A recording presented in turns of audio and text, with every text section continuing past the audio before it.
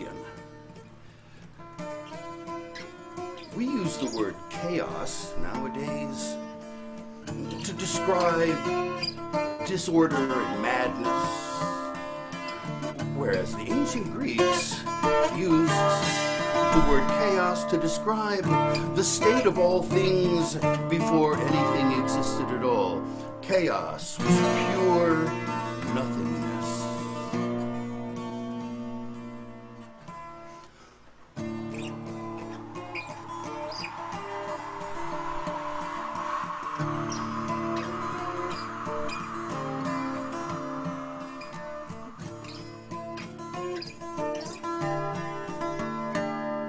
Gaia suddenly appeared. A great red-hot ball of molten glass, 8,000 miles wide, and nothing else in all of everything else existed, save for she. And she immediately said to herself, "Ah, I exist."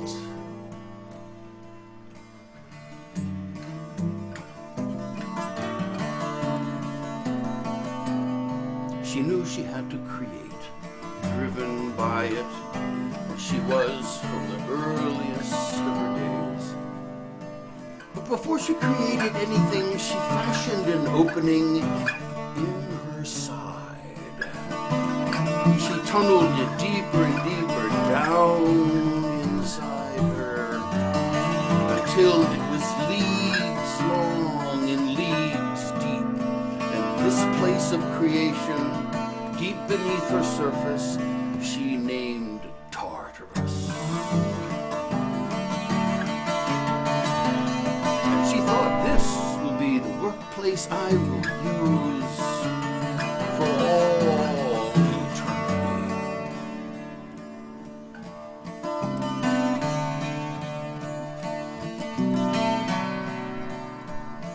She knew she needed something to bind the universe together. Something that would make everything attract everything. And so she created a law, and it was called Eros. Some people think of it as gravity. No matter how small, how far apart any two objects are, between them there is an attraction. And so Gaia poured Eros out into the stars. And then she added more stars to the ones that she had just created, until at last, surrounded by stars, she was. And she said, "This is good."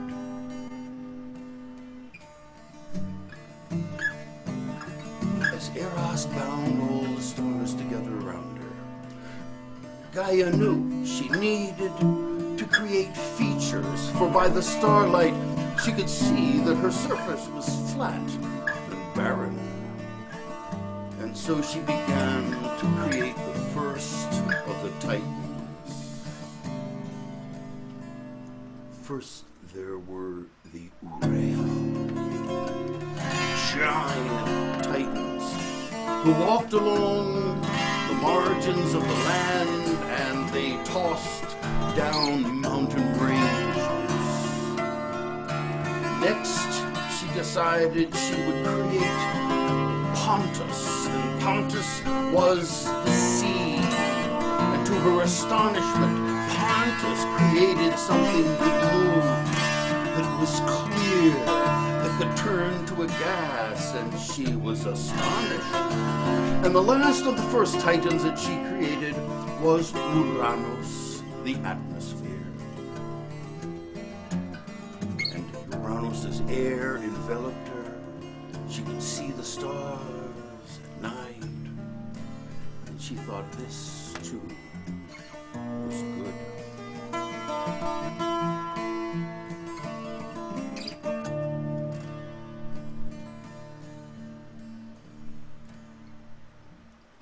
After these things had been created, she looked upon Uranus.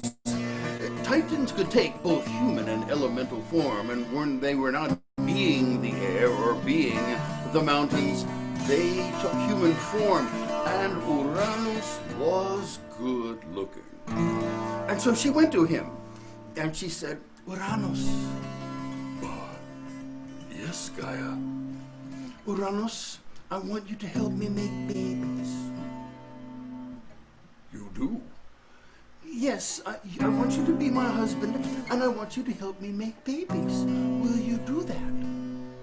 Uranus looked at Gaia and said, yes. And so it was that they began to make babies. In the end, they made 12 perfect Titan babies. Why, she just loved Nemazene, one of her Titaness daughters, she who brought memory into the world. She adored Phoebe, another one of her daughters, who actually brought prophecy into the world, that mysterious looking forward into time. Hyperion was one of her favorite sons, who together with his sister Theia created a daughter, Aurora, the dawn, just after they had created the sun and the moon, and Gaia looked about and saw the magnificence growing. Chios, one of her sons, decided that he would turn all those planets and stars into moving objects and created a giant clockwork around Gaia. And with this, she was very, very pleased. She loved all her children equally, and as they continued to come forth, she saw that animals and plants began to appear on her surface.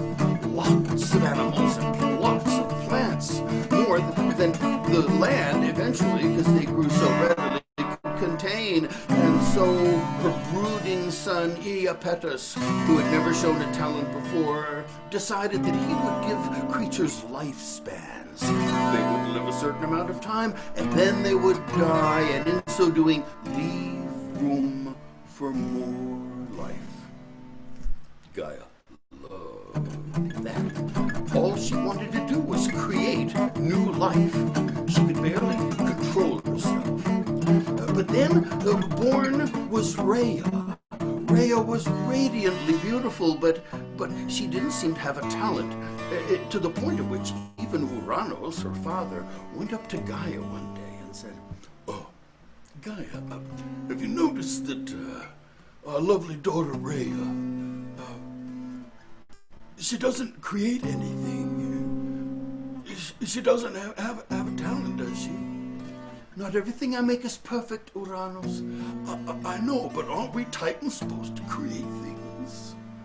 And it was then that the last born, Cronus, a perfect little giant, sprang forth from Gaia's womb.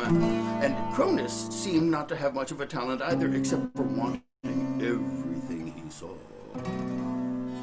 And so the perfect Titans, perfect in every way, were the Eon Walkers of time. And the golden age of creation began. And it lasted and lasted. Uranus, for his part, was very proud of his beautiful children. But it was then one strange day. Near Gaia's birthing room, Uranus heard an awful sound.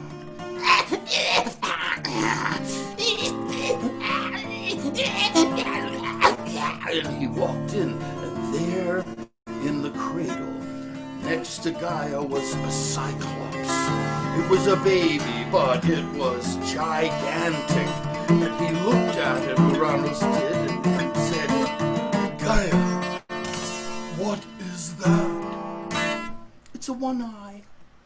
It's a Cyclops. His name is Brontes. Isn't he sweet?" "Gaia, gigantic. Not everything I make's perfect. He worried about the baby Cyclops. A year passed, and then another scream came from the birthing chamber. Pardon me, and he walked, and there was a second baby Cyclops.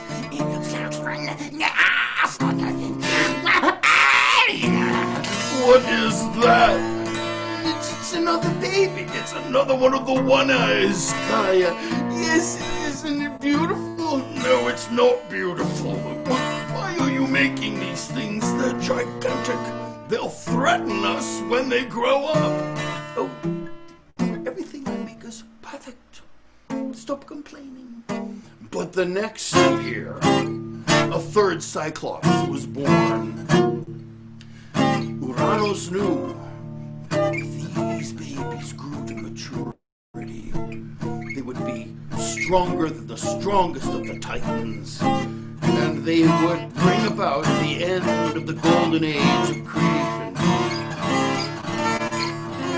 It was after the little toddler Cyclopses were running through the palaces, tearing everything apart, that Uranos heard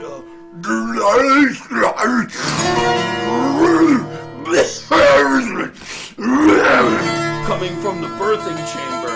He ran in, and to his horror there was a monster already as big as a mountain. It had 50 heads, 100 arms, and the malevolent eyes glared at him. And he looked at Gaia and said, Gaia, what is this? It's a Hecatonchire. It has lots of heads and lots of arms. I can see that. Why are you making these things? Look how big it is. Oh, it will be fine. It will be fine. But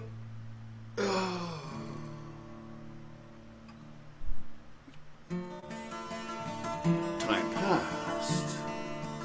Another year and another Hecatonchire came into the world. And then another. And finally these three giant creatures, already formidable, were in the world.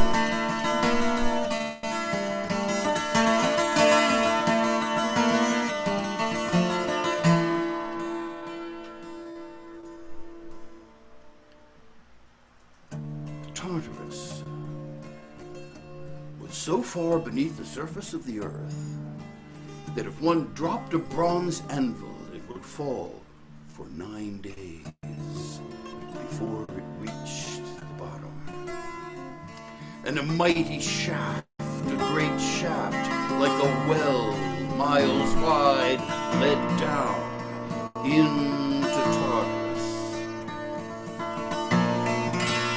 Uranos was in a funk, until finally he determined he would take action against these monsters.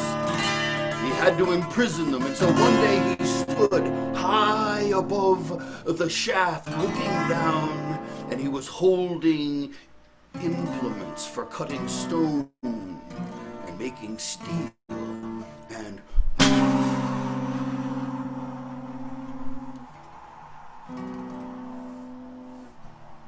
down he flew until he landed at the bottom.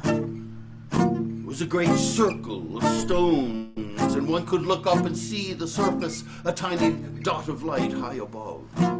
There was a hallway going off to his left, and so Uranos took his implements, walked up to one of the walls, and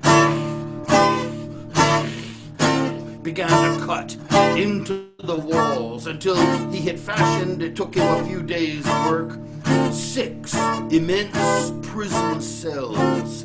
He put giant bars of iron upon the doors, chains with locks, and his imprisonment of the babies began. He went up and wrapped chains around the Cyclopses. They screamed, come with me, come with me. He grabbed the Hecatonchires, come with me. He grabbed them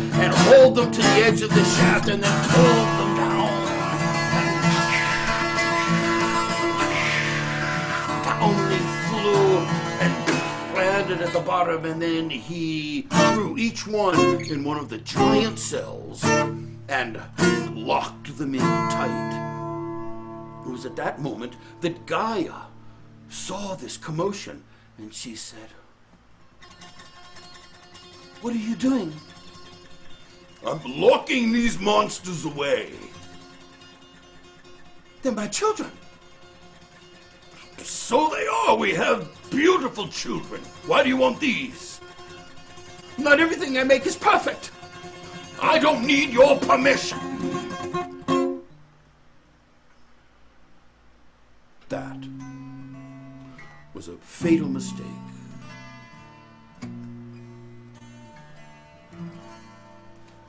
Gaia began to have a feeling. She'd never experienced it before.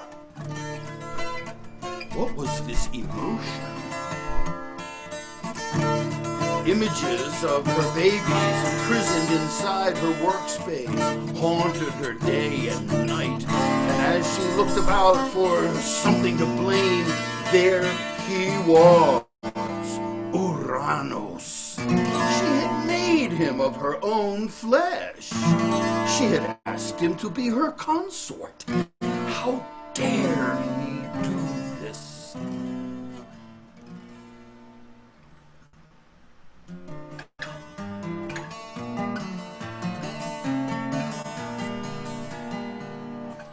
And a dark anger grew in Gaia's heart.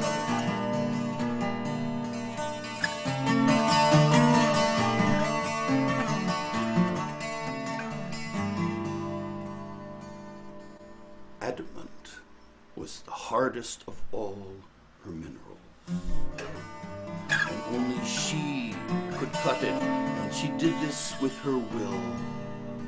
She took a giant crystal of adamant, and she fashioned from it a huge sickle with serrated teeth, sharp as razors. And in a fury went to her 12 Titan children. They all stood there, and she said,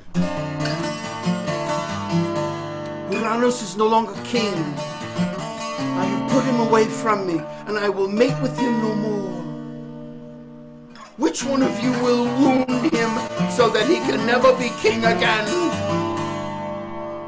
The 11 Titans looked and wondered what she wanted, but then Cronus, her last born, the one always looking for what he did not have, who she knew coveted the throne, said, "Mother, I will do this, mother." And she handed him the adamant sickle. "How shall I wound him, mother?"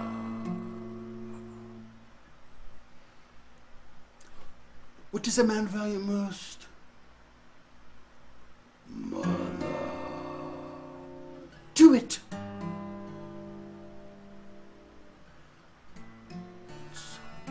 Gaia made herself beautiful, and she filled the palace with the aromas of perfume and lust, and she beckoned her husband Uranos to come make love to her. And as he entered the palace, he walked toward her. Behind a column, Cronus crouched. "Mother, are you sure?" "Do it." And so as Cronus came by him, the sun leapt out and severed his father's genitals. "Now, Father, what is this?" The cry that issued from Uranos' heart echoed and thundered across the entire universe. All the world knew something horrific had happened. You never had the power to do this." "No, Father, I didn't. Where did you get this blade?" "Oh, Father, your wife Gaia made it for me." And as Uranos hobbled off his loins, pouring blood, Cronus took his father's parts and off the cliff into the sea.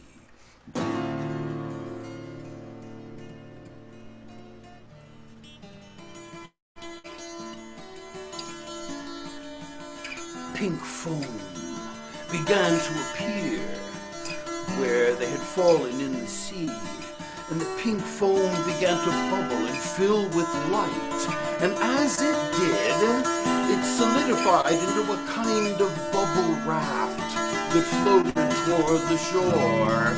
And inside the bubbles there rose a seashell.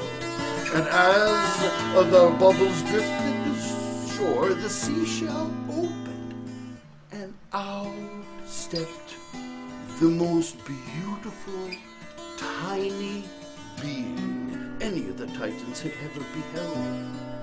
Perfect in every way, but tiny. This was the birth of Aphrodite, the goddess of love, the eldest of the Greek gods. No one knew what to make of her. Uranus did not die, but went into hiding. And Cronus said, "I am now king of the universe, mother." "Yes, you are." Cronus proved to be an insufferable king of the universe. He lorded it over all his brothers and sisters, inspecting their work, criticizing what they did, moving from ecosystem to ecosystem and causing trouble wherever he went. But Gaia loved all her children equally, and she loved Cronus as well, and so she let him do as he wished.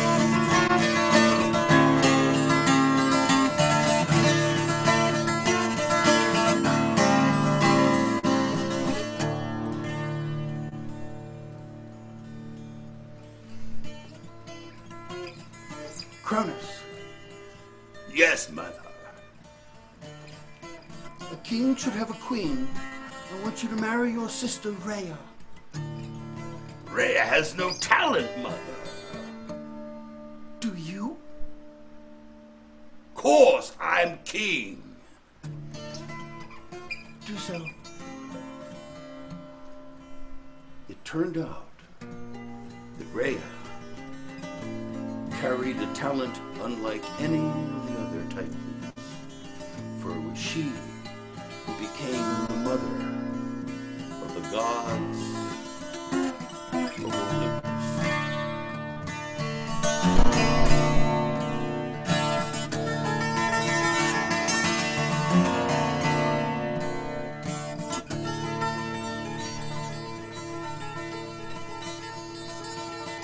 Although she did not look with child, Rhea was indeed pregnant.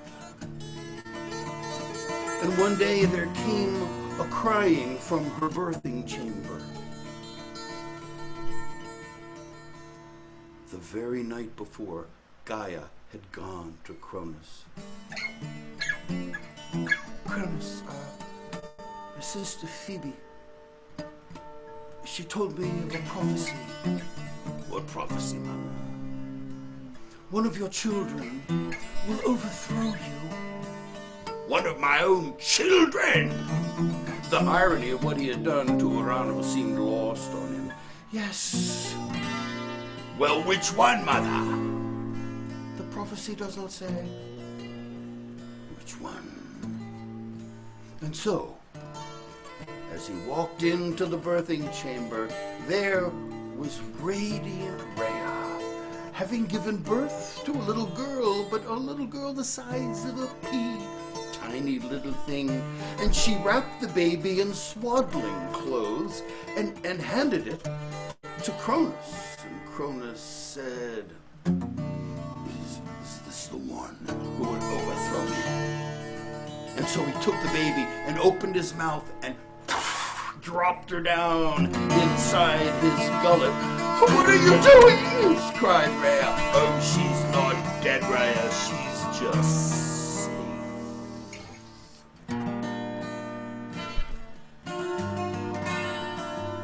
Baby Hestia was gone.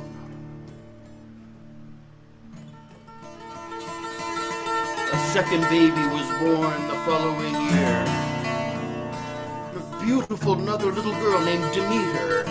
And as Rhea held her and wrapped her in swaddlings, Cronus said, "Is this the one?" And once again, he swallowed his newborn baby down. Rhea screamed at him, but he seemed unmoved. Similarly so, when he swallowed little Hera. And then little baby Hades, and finally, the last of them, little Poseidon, splashed into the giant stomach of Cronus, each time he thinking, "Is this the one?"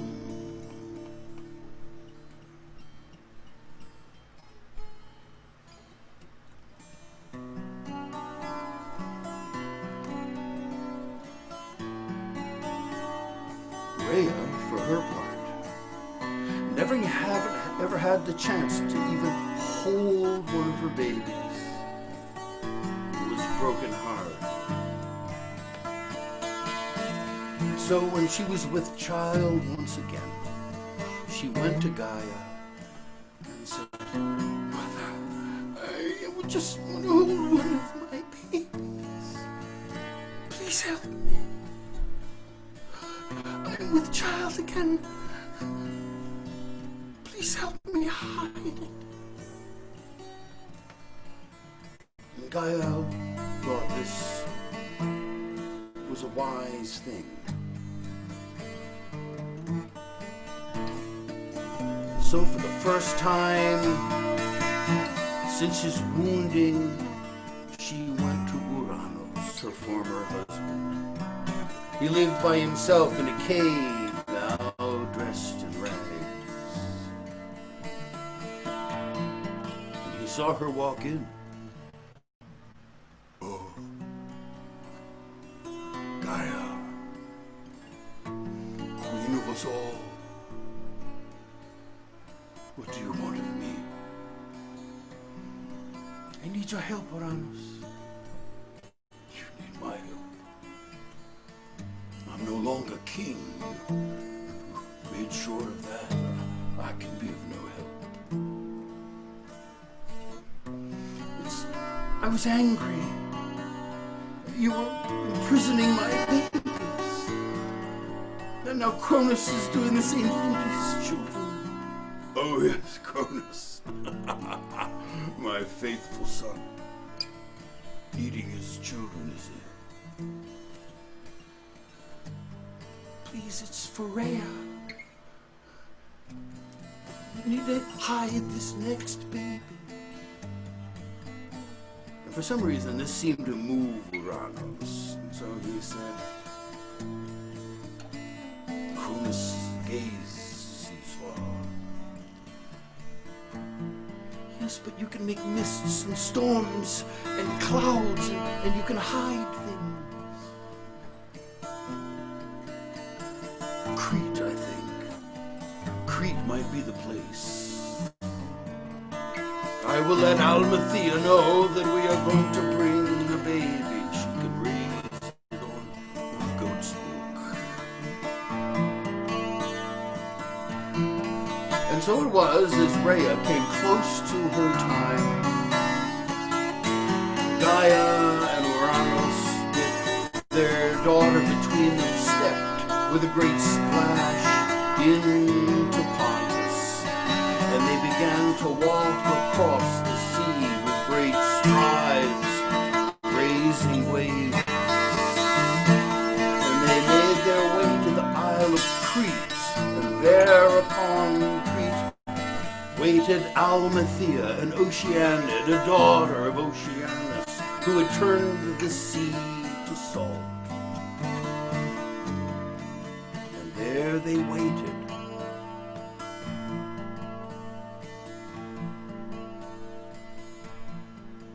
And there came a cry from the birth chamber.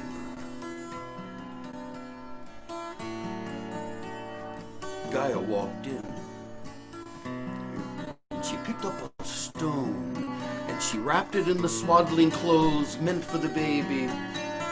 And Rhea said, "What are you doing, Mother?" Gaia looked at her and said, "Who looks for what he thinks he already has?" And so she went to Cronus, and Cronus watched as she came into his palace and said, "Mother, isn't it time for Rhea to give birth?" "Oh, she has." She handed the monstrous king the baby, and he said, "Is this the one?" And so used to swallowing babies down without even looking at them, he swallowed down the stone and was satisfied. Meanwhile, back upon Crete, Uranos sat with his daughter and looked at the tiny infant boy in her hand. "Well, he's a handsome boy. What will you name him, daughter?"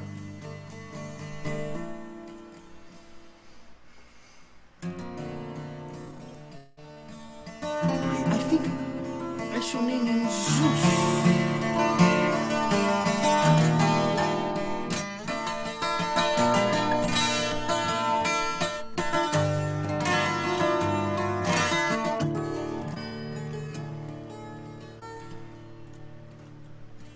Gaia visited young Zeus on the Isle of Crete.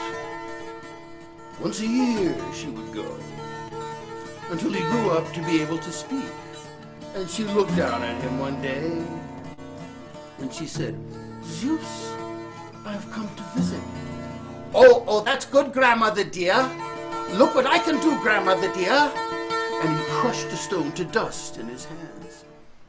"Oh, that's very impressive, Zeus." "Thank you, grandmother dear." A year later, she came. "Zeus, you've grown." "Yes, I have, grandmother dear. And look what I can do." He made a river flow upstream. Even Gaia could not resist. And she thought, "That's very impressive, Zeus." He was careful never to show her his true powers. For just like his father, Cronus, Zeus wished to be king. "Zeus, look at you." "Yes, grandmother dear, look at me." "Grandmother dear, I've been very worried. I long to be near my siblings, but they're all in father's gut. And here on Crete, I can't do anything to help them." "You can't do anything to help them anyway." "Yes, I know, but at least I could be near them." "Grandmother dear, please, just... I could go to the palace. I could become father's cupbearer. If he finds out who you are, he will devour you." "But don't tell him who I am. Just remain anonymous."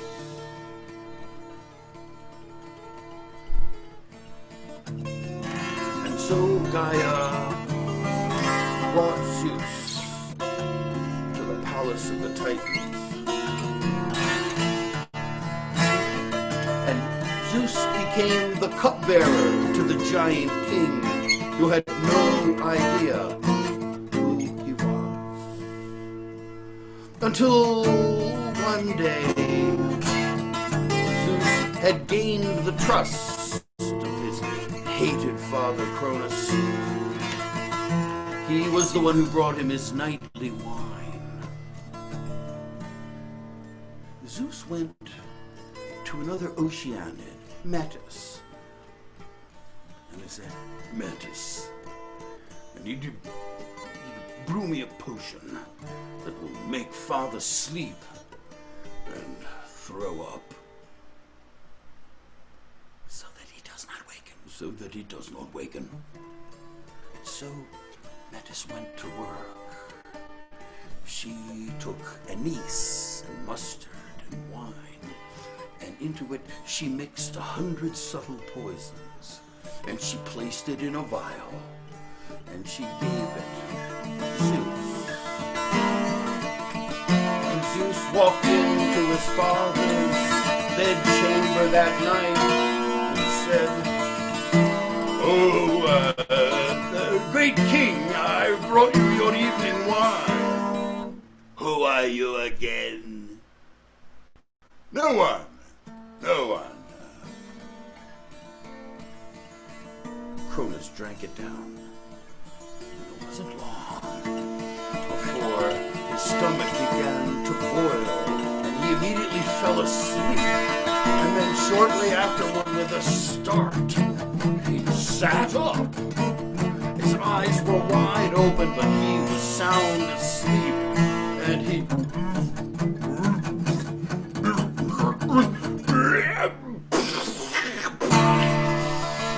vomited. A jet of it went across the room, and that little stone in the wrappings rolled across the floor.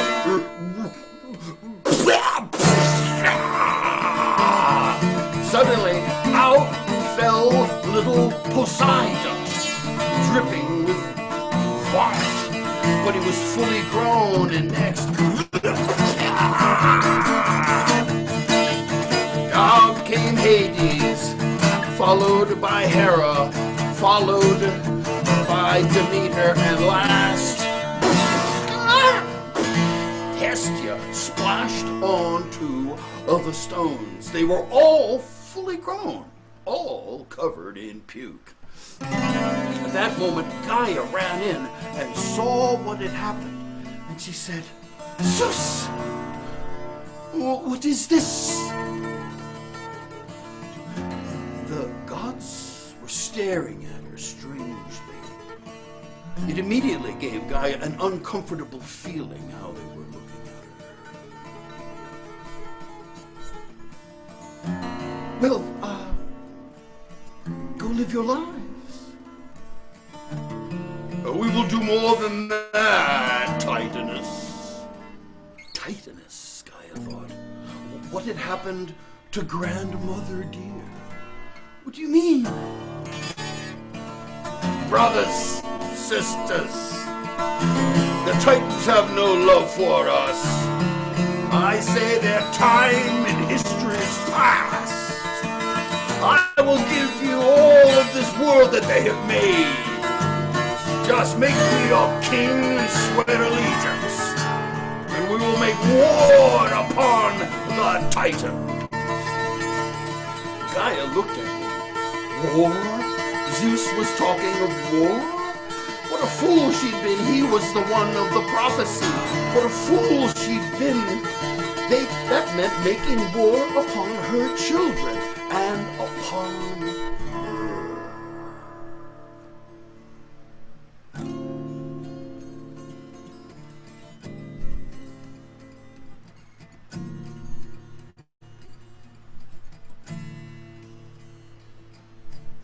So broken-hearted she was.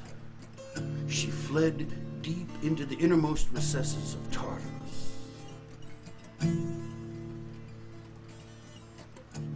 She could hear far up through the great shaft that led from the surface of the earth the sounds of battle. She could hear huge stones being thrown and crashes and angry cries. And it was so that the war between the gods and the Titans was joined. Zeus was surprised, though, at how fiercely the Titans fought. They mostly threw stones at one another. So the gods built themselves a fastness high on a mountain called Olympus.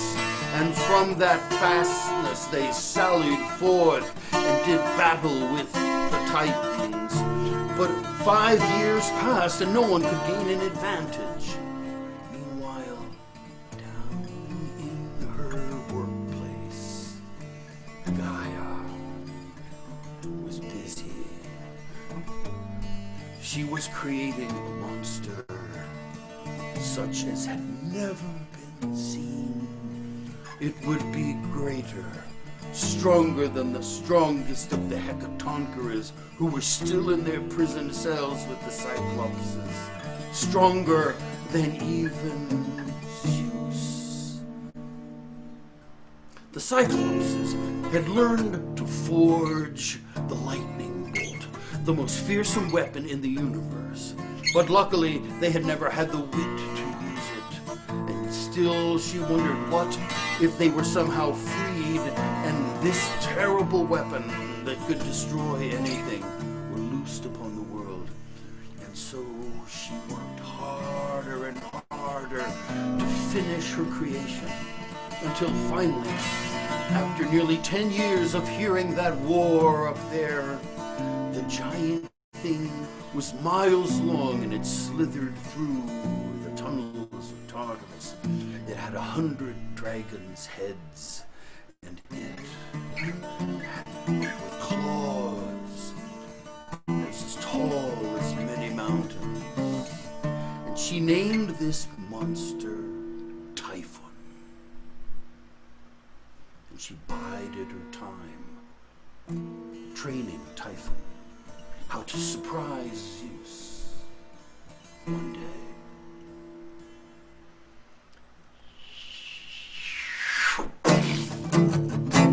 She felt a wave of pressure. What was that? It was coming from the great stone disc at the bottom of the great shaft. And she heard another one. And so Gaia ran, and there she saw Zeus already standing there near the prison cells. And then down fell Hades. They were fully armed. And then landed a strange goddess. And Gaia wondered, is this the Athena that she'd heard about, the one who had sprung from Zeus's brow? She was armored. They were all in fighting gear. Zeus ran up to Briareos, one of the giant Hecas, and said, Briareos, do you wish to be free? And the 50 heads roared, yes. Kotos! Gyges, do you wish to be free? And they heard the roar of the giant voices say, yes. Swear allegiance to me, said Zeus, and you will be the prison keepers of the Titans who imprisoned you. At that, they agreed, and Zeus sundered the chains, and for the first time, the monsters burst forth and came out. They had now grown to the very size that Ouranos had feared so long before when he had imprisoned them. And they crawled up the shaft after the Zeus and the gods flew up. Gaia's heart trembled. And that was when she heard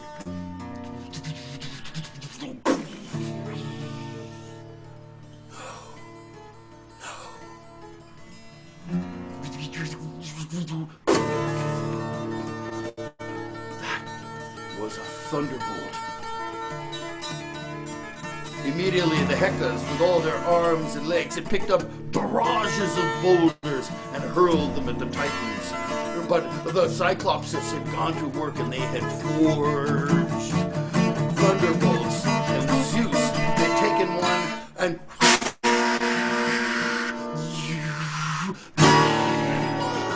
it had exploded. Zeus said, "Aha!" And so the thunderbolts began to fly. He threw them with his arms. And Gaia was horrified when suddenly down fell Cronus from the shaft above, and following him came Briareos, one of the giant Hecas, and it dragged Cronus down the hall and threw him into one of the cells. And Cronus said, Mother, Zeus has the lightning bolt. Then down fell Rhea, beautiful Rhea, Zeus's own mother. You can't do this, she thought. And Rhea was imprisoned by Gyges. And then another Titan fell, and soon her children were falling down and being thrown into the prison cells. Gaia ran and looked up and saw Zeus high above. And she called, Zeus! And he looked down and saw her. Yes, grandmother. Zeus, don't do this! What is history made of, grandmother? And he walked out of her sight, and she said, babies. But it wasn't long before all the rest of her perfect 12 Titan children fell down the shaft, and they were locked away. And the war above ceased. And this had all taken place inside her. And Gaia, she retreated deep into Tartarus. And she wondered, how had all this come to pass? Perhaps it was her fault. She did not know. And so she contented herself to spend the centuries just watching the pageant of life take place high above upon her surface. And she watched the storms, and she fed the volcanoes.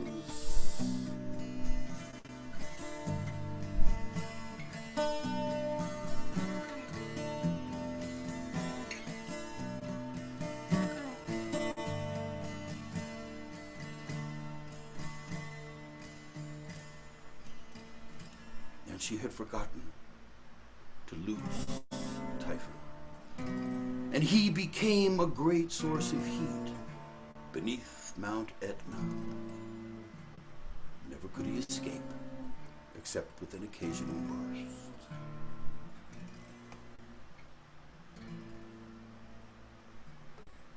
And Gaia wondered,